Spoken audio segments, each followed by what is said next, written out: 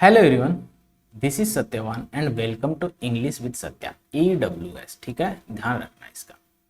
English with Satya हम पढ़ रहे हैं जो हमारे CGL 2022 2022 में टीयर 1 का जो एग्जाम हुआ था उसमें जो क्वेश्चंस आए थे, जो हमारा पेपर आया था जिसमें हर पेपर में 25 क्वेश्चन होते हैं। आपको पता होगा प्री का पेपर, टीयर 1 का मतलब प्री बोलते हैं। ठीक है, इसमें 25 क्वेश्चन आए थे, वो हम सेट कर रहे हैं। टोटल 40 सेट थे जिसमें से हम 2 सेट कर चुके हैं, ये हमारा थर्ड है। और ऐसे करते करते हम टोटल 40 के 40 का सॉल्यूशन करेंगे in the best possible way, जो शॉर्टेस्ट तरीका हो सकता है क्वेश्चन को अटेम्प्ट करने का, उस तरीके से। ठीक है, आज का पेपर हमारा 1 दिसंबर को जो हुआ था उस 2:30 बजे से 3:30 वाला, वो वाली स्लॉट का पेपर है। ठीक है, तो शुरू करते हैं क्वेश्चन। ओके, शुरू करते हैं। पहला क्वेश्चन देखो, select the correct direct form from the given sentence. अब ये डायरेक्ट इनडायरेक्ट आप समझ गए होंगे, नरेशन का क्वेश्चन आ गया। ठीक है, नरेशन 2 टाइप के होते हैं, एक डायरेक्ट और एक इनडायरेक्ट। डायरेक्ट में क्या होता है, जो स्पीकर ने आपको कुछ बात बोली है, आप वही बात जाके तीसरे पर्सन को उसी सेम वर्ड्स में, उन वर्ड में चेंज किए बिना बोल दें तो उसको डायरेक्ट नरेशन बोलते हैं। इनडायरेक्ट में क्या होता है, उन वर्ड्स में आप चेंज कर देते हैं। वो चेंज करने के जो रूल होते हैं, जो तरीके होते हैं, जो नियम होते हैं, जो ग्रामर हमें सिखाता है, जो कॉन्सेप्ट्स होते हैं, वो हमें सीखने होते हैं। और वो मैंने नरेशन नाम के चैप्टर की प्लेलिस्ट बना रखी है, और उस चैप्टर की प्लेलिस्ट में आप जाके पूरे वीडियोस देख के पूरा चैप्टर कंप्लीट पढ़ सकते हैं। ठीक है, अगर आपको नहीं पता है तो, अगर नहीं पढ़ना है तो आपकी मर्जी। ठीक है, अब देखो ये डायरेक्ट लिखा हुआ है, इसको इनडायरेक्ट में बदलना है। ओके, इनडायरेक्ट लिखा हुआ है, डायरेक्ट में बदलना है। सी आस्क्ड, जैसे आप ना आस्क को देखो ना, एक बात समझना, आस्क का यूज करते हैं जो हमारी रिपोर्टेड स्पीच जो होती है ना, इसको बोलते हैं रिपोर्टेड स्पीच, जो इन्वर्टेड कॉमा में लिखी होती है, रिपोर्टेड स्पीच। और जो हमारी बिना इन्वर्टेड कॉमा में लिखी होती है ना, ये होती है रिपोर्टिंग वर्ब। ठीक है, तो जो रिपोर्टेड स्पीच अगर इंटेरोगेटिव सेंटेंस है, चारों के चारों हैं, तो यहाँ पे जो ना आस्क का यूज किया जाता है। ठीक है, सेट टू को किस में बदल दिया जाता है, आस्क में। बाकी आप वीडियोस देख सकते हैं, पूरा चैप्टर समझ सकते हैं। अब देखो, फिर दूसरी बात, ये लिखा हुआ है पास्ट में, तो यहाँ पे सेट टू तो ठीक है, पर ये जो सेज लिखा है ना, तो सेकंड ऑप्शन तो हमारा गलत हो गया। बात समझ आई? बाकी में सब में सेट टू लिखा है, तो हमें आगे बढ़ना पड़ेगा। अब देखो, सेकंड हम टेंसेस का चेंज है ना वो देखते हैं। यहाँ पे देखो, I had been smoking, I had been smoking, इसका मतलब लिखा हुआ है पास्ट परफेक्ट कंटिन्यूअस।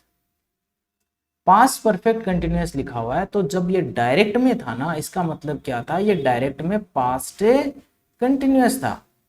क्योंकि टेंसेस बदलने के जो हमारे कॉन्सेप्ट होते हैं उसमें होता है क्या है, past continuous past perfect continuous में बदल जाता है, पास्ट इंडेफिनिट पास्ट परफेक्ट में बदलता है।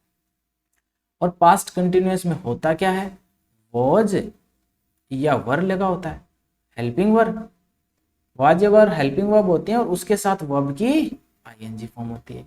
कोई दिक्कत यहाँ तक? अब देखो, यहाँ पे तो वाज वर लगानी है, तो पहला गलत, दूसरा भी गलत। थर्ड को देखो, वर यू स्मोकिंग, और फोर्थ को देखो, are you smoking. Are you smoking होता है प्रेजेंट इंडेफिनिट प्रेजेंट कंटिन्यूअस में, है ना, तो ये भी गलत हो गया, तो ये हमारा हो गया। ठीक है, तो पास्ट कंटिन्यूअस के लिए हेल्पिंग वर्ब यूज होती है was were. Third. Second question देखो, choose the incorrectly spelled word, जिसकी स्पेलिंग गलत है वो बताना है। क्रॉपिंग, देखो क्रॉप का मतलब होता है, मान लेते हैं आपकी कोई फोटो है, आपने क्लिक की, आप देख रहे हैं कि बैकग्राउंड में कुछ अच्छा नहीं है, तो आप उसको क्रॉप करके काटा देते हैं और इतनी फोटो रखनी है आपको। तो ये वाला पोर्शन अगर आप रख रहे हैं, तो ये वाला जो हटा रहे हैं ना, इसको बोलते हैं क्रॉप। ठीक है, समझ गए? फोन में आप जनरली करते होंगे। और क्रॉप की आईएनजी फॉर्म बनाते हैं तो क्रॉपिंग लिखते हैं CROPPING, और यही स्पेलिंग लिखी हुई है, तो ठीक है। और वैसे क्रॉप का मतलब फसल भी होता है जो अपन खेत में लगाते हैं ना। ठीक है, टायरेनिकल, टायरेनिकल का मतलब होता है ऐसा आदमी, ऐसा पर्सन, ये एडजेक्टिव है जो अत्याचारी हो, जालिम टाइप का, जिसको दया ना हो, काट मार करने वाला, है ना। और इसकी स्पेलिंग बिल्कुल ठीक है, इसकी भी स्पेलिंग ठीक है। ट्रैफिकिंग, ट्रैफिकिंग का मतलब होता है मतलब इलीगल तौर से, इलीगल तरीके से किसी सामान का एक जगह से दूसरी जगह ले जाना, चाहे वो किसी के बॉडी पार्ट्स हो सकता है किसी ह्यूमन की भी हो रही हो ट्रैफिकिंग, हो सकता है कोई नशीले पदार्थ जैसे हीरोइन है, गांजा है, इन सब की, तो उसको क्या बोलते हैं, ट्रैफिकिंग। और स्लॉटर, स्लॉटर का मतलब होता है किसी को काटना खाने के पर्पज से, ठीक है।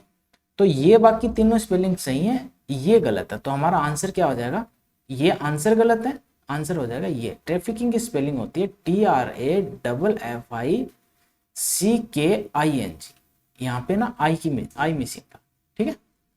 तो आंसर हमारा क्या हो जाएगा, करेक्ट आंसर थर्ड, क्योंकि हमें इनकरेक्ट स्पेलिंग देखनी थी, बाकी की स्पेलिंग सही है। Next, rectify the sentence by selecting the correct spelling of the underline word. यहाँ पे फिर से स्पेलिंग को सही करके लिखना है, ठीक है। देखो 3 वर्ड है, मैं आपको समझा देता हूं। GLEAN पहले में लिखा हुआ है ना, GLEAN। सेकंड लिखा हुआ GLEAM, और थर्ड लिखा हुआ है GLAM। ठीक है। देखो ग्लैम का मतलब होता है ग्लैमरस से रिलेटेड। ग्लैमरस मतलब आप समझते होंगे, जैसे आप मूवीज वगैरह देखते हैं ना, वहाँ पे इसका बड़ा यूज होता है कि ग्लैमरस वर्ड है ना, मतलब बहुत ज्यादा चमक दमक वाला। ग्लीम का मतलब होता है चमकना, है ना। और ग्लीम जो है ना, इसका मतलब होता है to obtain information, obtain information, ठीक है, मतलब जानकारी लेना, ज्ञान प्राप्त करना, ठीक है। ओके, अब देखो यहाँ पे भी ग्लैमी लिखा हुआ है और उसके बाद उनको आईएनजी में भी लिखा हुआ है। अब देखो ग्लैमी यहाँ पे जो आइज के साथ लिखा हुआ है, तो ग्लैमरस वाला तो होगा नहीं, जो हमारा ग्लैमरस वर्ड है उससे रिलेटेड वर्ड है, तो ये तो होगा नहीं। और आंखों से तो कोई ज्ञान प्राप्त भी नहीं होगा, तो यहाँ पे है ना इसका आंसर होगा ग्लेमिंग, GLEAMING, ये वाला आंसर, ठीक है। नेक्स्ट,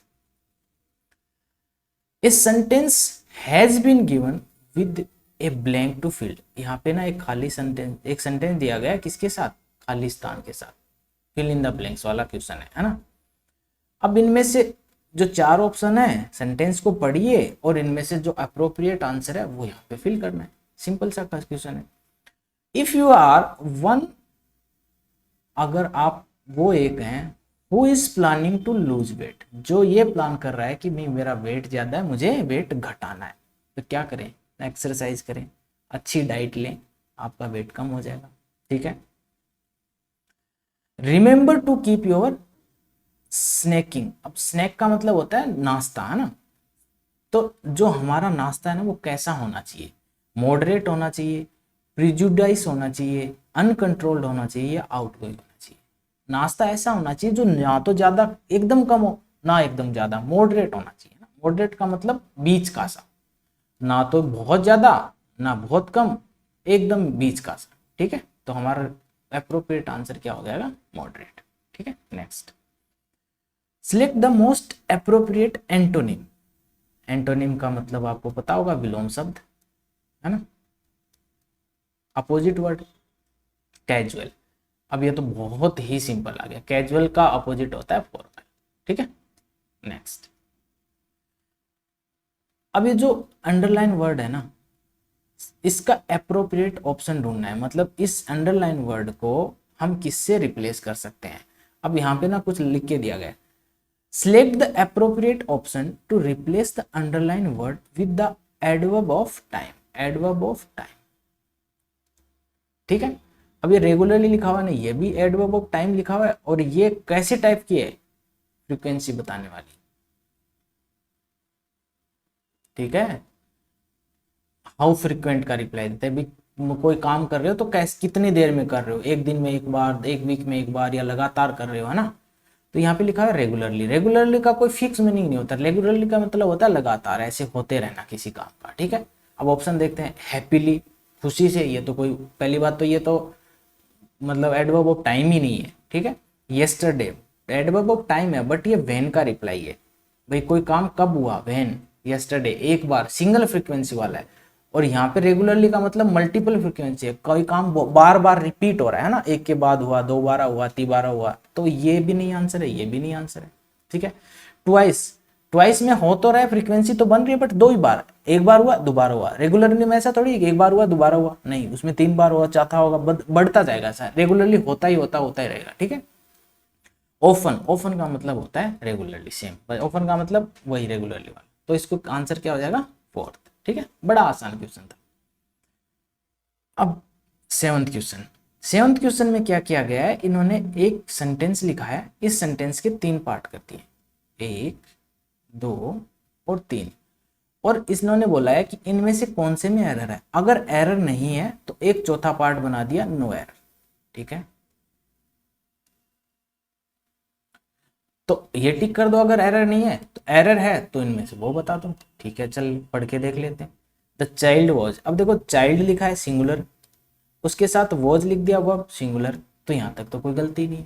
ठीक है, गेजिंग लॉन्गिंगली, गेजिंग, गेज का मतलब होता है टकटकी लगा के देखना, है ना, किसी को घूरते रहना लगातार। लॉन्गिंगली का मतलब होता है किसी इच्छा के साथ, भाई मेरे को जैसे ये कोई चीज मिल जाएगी, है ना, इच्छा हो उसको प्राप्त करने की। एट द टॉय, बच्चा जो है ना, जो खिलौना था, मान लो ये खिलौना, उसके बस टकटकी लगा के ऐसे इस लालसा से देख रहा था कि मेरे को ये मिलेगा, है ना। अब देखो, गेजिंग वॉच के साथ आईएनजी लगा दी तो यहाँ भी कोई गलती नहीं है। ये लॉन्गिंगली एडवर्ब लिख दी तो यहाँ पर भी कोई गलती नहीं है। ये एट प्रेपोजिशन लिख दी और उसके बाद प्रेपोजिशन का ऑब्जेक्ट लिख दिया दैट टॉय, तो यहाँ पर भी कोई गलती नहीं। छोटा सा सेंटेंस है, कई गलती नहीं है, तो ये आंसर हो जाएगा नो एरर। ठीक है, तो ये हमारा इसका अप्रोप्रिएट आंसर हो जाएगा। पूरा सेंटेंस एकदम ग्रामेटिकली, लॉजिकली और मीनिंग के हिसाब से करेक्ट है। ठीक, choose the correct meaning of given idiom. ये जो ईडियम लिखा हुआ है बैग एंड बैगेज, इसका मीनिंग बताना है। बड़ा आसान है, रोजाना हर कोई यूज करता होगा। बैग एंड बैगेज का बैग मतलब अपने बोरी या बिस्तर बांध के निकल लेना, पूरा सामान एक साथ लेके चल जाना। ठीक है, तो with all once possessions, possession मतलब सामान ही मान लो जिसके ऊपर किसी पर्सन का अधिकार है। मेरा सामान जैसे मेरा लैपटॉप है, मेरी टेबल है, बेड है, जो भी मेरे घर में सामान है सारा का सारा। ठीक है, इसका आंसर हो गया ये। ठीक है, देखो next question, select the option that expresses the given sentence in passive voice. अब ये क्वेश्चन आ गया वॉइस का, है ना। आपको पता है वॉइस भी दो होती हैं, एक एक्टिव और एक पैसिव। एक्टिव क्या होता है, सब्जेक्ट जो होता है हमारा, एक्टिव वॉइस में क्या होता है, सब्जेक्ट है ना वर्ब का डूअर होता है। और पैसिव में क्या होता है, सब्जेक्ट डूअर है नहीं होता। ठीक है, बस इतना सा ध्यान रखना। एक चीज और ध्यान रखना कि पैसिव जो स्ट्रक्चर होती है ना हमारी, वो ये होती है बी की फॉर्म प्लस वर्ब की थर्ड। मेन वर्ब की थर्ड फॉर्म आती है, उससे पहले बी की फॉर्म आएगी। या तो हो सकता है बी आ जाए, या हो सकता है इज आ जाए, एम आ जाए, आर आ जाए, वाज आ जाए, वर आए, बीन आ जाए, सारी बी की फॉर्म है। अगर आपने वर्ब चैप्टर नहीं पढ़ा है तो आप एक बार जाके पढ़ सकते हैं, मैंने पूरा चैप्टर पढ़ाया हुआ है, लिंक आपको डिस्क्रिप्शन में मिल जाएगी। चलो, robin rolled the marble through a small plastic pipe के थ्रू एक वो रॉबिन क्या कर रहा था, मार्बल को रोल कर रहा था। गुड़ मतलब ऐसे, मार्बल का मतलब कंचे टाइप के ना, वो रोल कर करके जा रहे थे गुड़ गुड़ के, है ना। अब देखो रॉबिन सब्जेक्ट है और द मार्बल इसका ऑब्जेक्ट है, और वर्ब हमारी वर्ब की सेकंड फॉर्म लिखी हुई है, इसका मतलब पास्ट इंडेफिनिट टेंस लिखा हुआ है, रोल वर्ब है। पास्ट इंडेफिनिट में जब पैसिव बनाते हैं तो क्या करते हैं, वाज या वर्ब के साथ वर्ब की थर्ड फॉर्म लगा देते हैं। ध्यान रखना, वॉइस में ना तो बदलता टेंस और ना ही बदलता मीनिंग, मीनिंग और टेंस सेम रहते हैं, सिर्फ स्ट्रक्चर बदलता है, ये ध्यान रखना। चलो, द मार्बल सब्जेक्ट, ये स्मॉल पाइप प्लास्टिक गलत हो गया, the marble subject, the marble subject, तो तीनों का मार्बल सब्जेक्ट है। ठीक है, मार्बल के साथ वाज लगेगा, वाज लगेगा, इसने सीधा थ्रो लगा दिया, ये गलत हो गया। ऑप्शन बचे दो, rolled by Robin in a small plastic by, यहाँ पे थ्रो सीधा लिखा हो तो इन प्रेपोजिशन ही बदल दी, तो ये भी गलत आंसर हो गया। बस इतना सा सिंपल सा क्वेश्चन है। ठीक है, नेक्स्ट, रीअरेंज। अब जो हमारे सेंटेंस लिखा हुआ है इसका मतलब rearrange the parts of the sentence in correct order. एक सेंटेंस था, उसको तोड़ दिया टुकड़ों में, अब बोला है कि उसको वापस से सही करो। ठीक है, देखो माइकल होल्डिंग किसी का नाम लिखती है, ये नेम है ना। हु, अब ये हु जो है ना, ये इस माइकल होल्डिंग को ही रिप्रेजेंट कर रहा है, इसी के लिए सब्जेक्टिव केस बना हुआ है, ठीक है। इसका एंटीसीडेंट होता है ना, वही इसका नंबर होता है, इसी के अकॉर्डिंग सब्जेक्ट वर्ब आएगी। तो इसके बाद इसका जो वर्ब आएगी ना, उस वर्ब का नंबर है ना वो यहां से आएगा।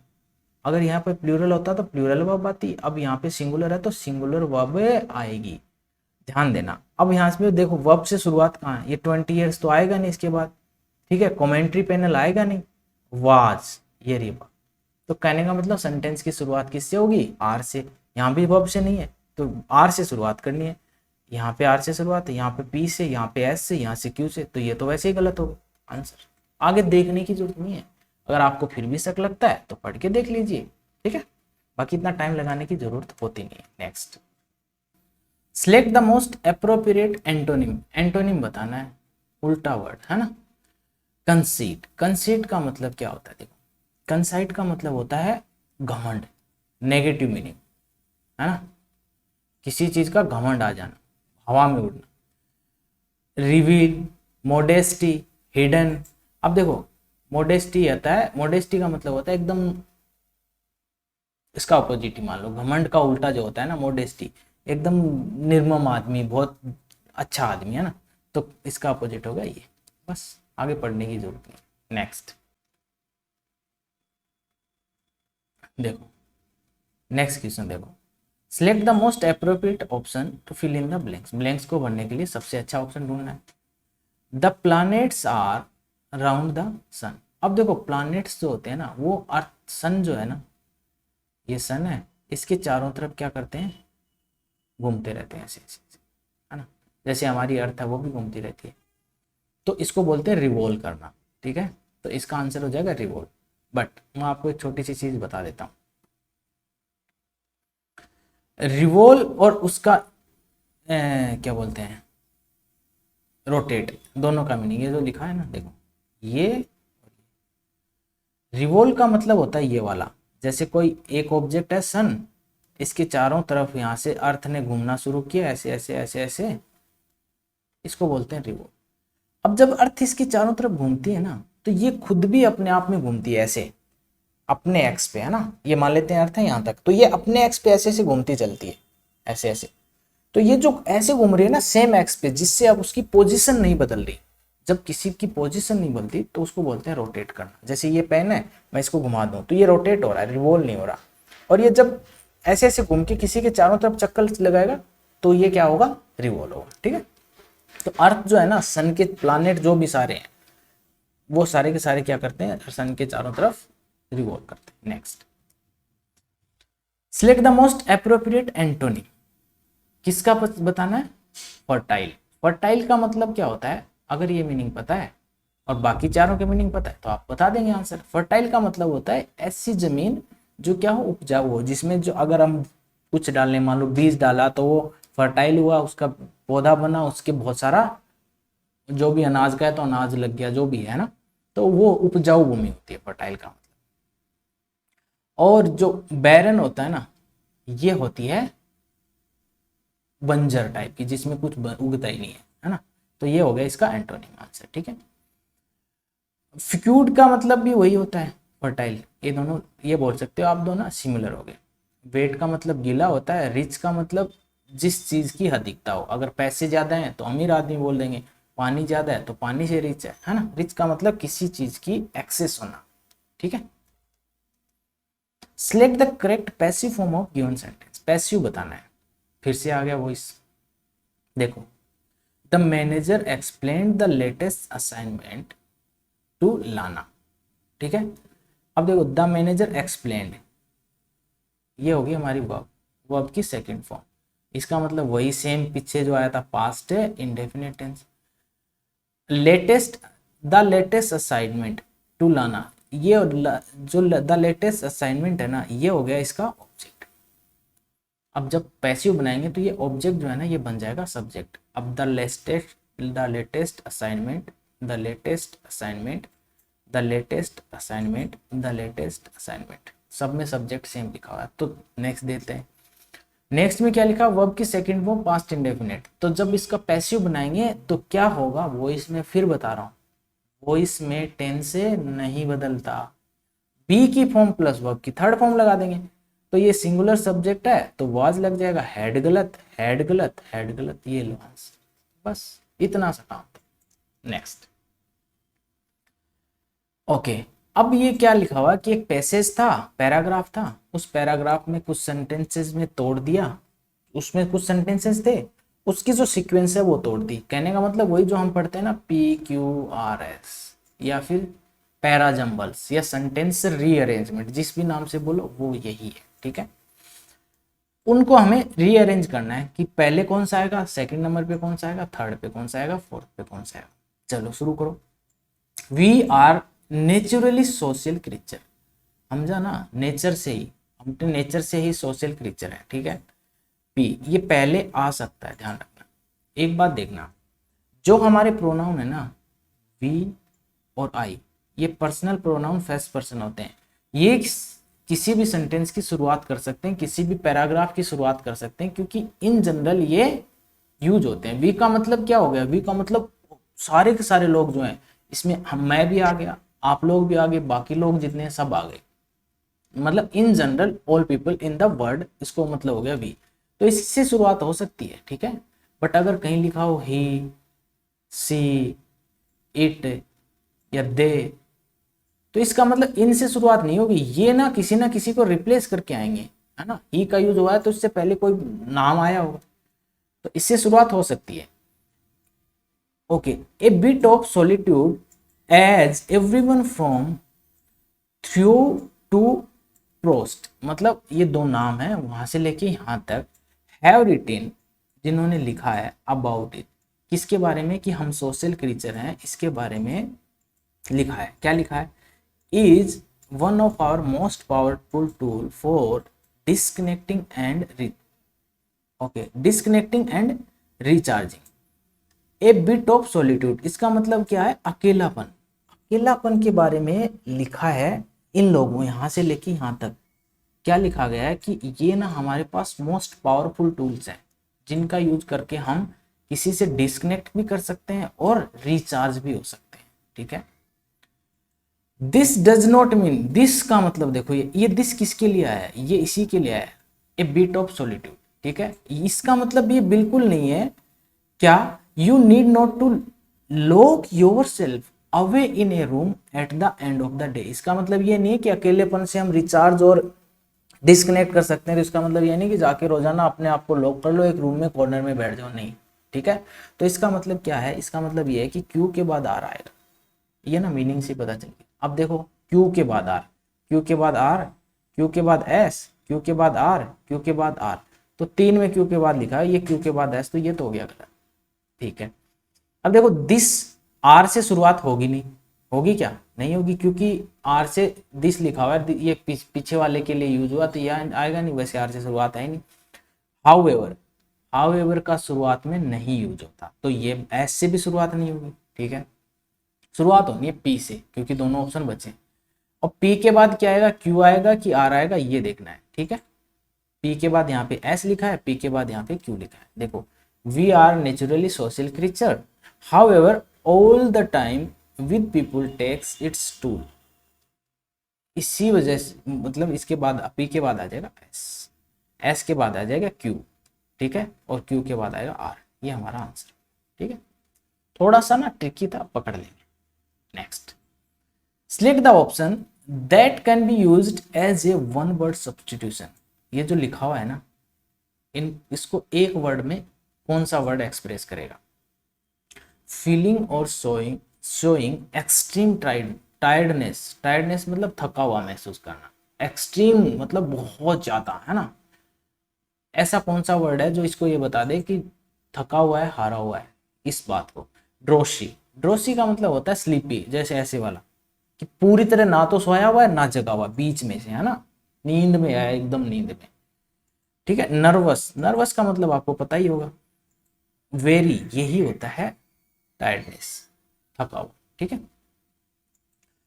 और वाइटलाइज का मतलब होता है विटामिन से रिलेट कर लो, जिसको विटामिन दे दिए गए तो इसका मतलब विटामिन खा खा के उसमें क्या आ गई, एनर्जेटिक, ठीक है। तो जिसको हमने रिचार्ज कर दिया, तो इसका आंसर हो जाएगा थर्ड, ठीक है। Next, select the most appropriate meaning of the underline idiom in cold blood. अब देखो ये वर्ड ना बहुत यूज होता है, आपने वेब सीरीज देखी हो या फिर इंडिया में तो ऐसे ही बहुत सारी जगह होता है, कोल्ड ब्लडेड मर्डर, है ना, बोलते हैं ना कोल्ड ब्लडेड मर्डर, मतलब जानबूझ के किया हो गई हत्या टाइप का, है ना। वेन ब्लड वाज कोल्ड, जब ठंडा, खून जब ठंडा होना है, मतलब इनका रियल मीनिंग तो होता है, इनका मीनिंग इन वर्ड से हटके होता है, ठीक है। डेलिबरेटली, जानबूझ के, इसका मीनिंग हो गया ये, ठीक है। रिगार्डलेसली नहीं, इन कोल्ड वेदर, ठंडे मौसम में, तो इसका मतलब होता है डेलिबरेटली, मतलब जानबूझ के किसी का मर्डर कर दिया। Next, choose the option that can substitute the underline segment correctly. ये जो अंडरलाइन किया लिखा हुआ है ना, superb and impressive, Navika is a superb and impressive child in her class, अपनी क्लास में वो सुपर्ब और इम्प्रेसिव बच्चा है, कौन, नाविका। अब देखो, विविड, स्प्लेंडिड, डेजलिंग, ब्रिलियंट। अब इम्प्रेसिव और सुपर्ब जो होता है ना, इसके लिए यूज होता है ब्रिलियंट बच्चा, होशियार बच्चा है, ठीक है। नेक्स्ट, ट्रांसिएंट, ट्रांसिएंट का मतलब होता है टेम्परेरी, जो टिके ना, है ना, तो इसका मतलब होता है टेम्परेरी, ये रहा हमारा ऑप्शन, ठीक है। Next, select the most appropriate option to fill in the blank, ब्लैंक को भरने के लिए सबसे अच्छा ऑप्शन ढूंढना है। It is very difficult for her, ये उसके लिए बहुत मुश्किल था, क्या, to dash dash dash, keep a secret, cry a secret, make a secret, touch a secret. अब टच तो सीक्रेट तो क्या कोई थिंग होती है, तो उसको टच तो वैसे भी, मतलब सीक्रेट रखना ये तो वैसे भी नहीं है सीक्रेट को टच करना, ठीक है। अब देखो, मेक ए सीक्रेट, सीक्रेट बनाना, टू देखो, to make and to keep, दोनों का मीनिंग पता है तो आपको समझ आ रहा होगा कि आंसर तो होगा टू कीप, आंसर तो ये। टू मेक का मतलब होता है क्रिएट करना, प्रोड्यूस करना, तो सीक्रेट क्रिएट थोड़ी किया जाता है, सीक्रेट तो होता है उसको कंटिन्यूस रखना होता है, किसी को ना बताना, ठीक है। तो इसका आंसर होगा ये, to keep a secret. Next, okay, अब आ गया हमारा 21 से लेके 25 तक ना क्लोज टेस्ट है। ये क्लोज टेस्ट ना मैं आपको अलग से जो है ना 38 क्लोज टेस्ट बन गए, बचते हैं, मतलब 2 पेपर सेट हो गए, 38 बचे, मैं इनको ना बहुत अच्छे से हर मतलब अलग अलग इनके अलग वीडियो बना देंगे जिसमें सिर्फ क्लोज टेस्ट करेंगे, जिसमें साथ में ये सीखेंगे कि क्लोज टेस्ट सोल्व कैसे करते हैं। कहने का मतलब क्लोज टेस्ट की ये मान लो थ्योरी, क्लोज टेस्ट की क्या बोलते हो, थ्योरी, और उसके साथ में प्रैक्टिस दोनों हो जाएंगे, ठीक है। ओके,